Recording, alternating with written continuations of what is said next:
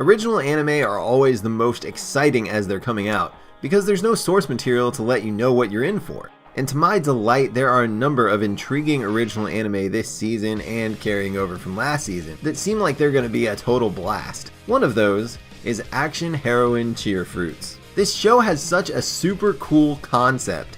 It's a magical girl show without the magic. Okay, so that doesn't sound as exciting as I made it out to be, but in this world, magical girls, or as they're known here, action heroines, are a vital part of every single city's commerce and popularity. And our story takes place in a little town where they don't have a heroine of their own. As a high school girl, Kisei is taking her little sister to see a show of the most popular action heroine there is, Kamidayo. They find out the show is cancelled.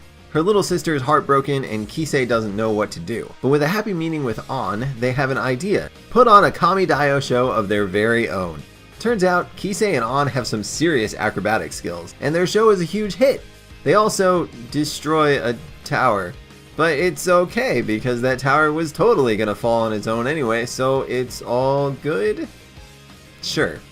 Their show gets the attention of another girl at their high school, Misaki, aka Captain, and she asks them to become official action heroines for their city, in order to help the city avoid an unwelcome merger with another city. And although Misaki hasn't told them yet, she also wants a group of popular heroines so that she can save a theater that belonged to her grandfather. It's a lot to take in if you're just listening to me babble on about the story, but it flows surprisingly well, even as we add quite a few characters to the cast across the first 3 episodes, with at least 2 more main girls teased at the end of the 3rd episode. And there's some really exciting theming and ideas here. The girls aren't fighting to save the world or defeat evil with magical powers.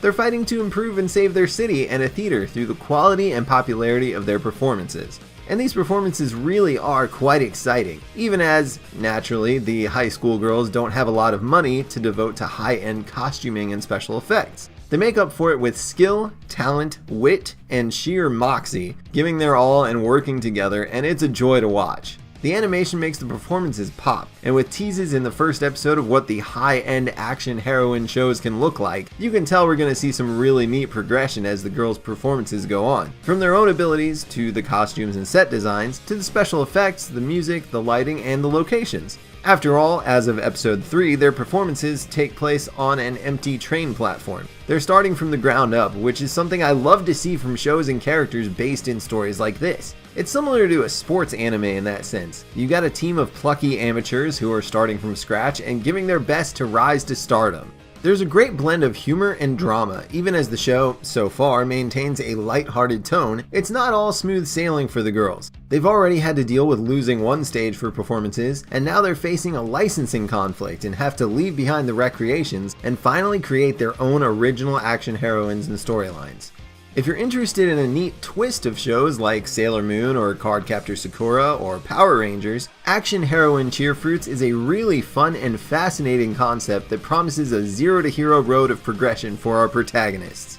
Even if it sounds odd, and I don't think I've done a great job of explaining it, it's worth checking out the first few episodes. There's something undeniably charming here, and you won't want to miss it.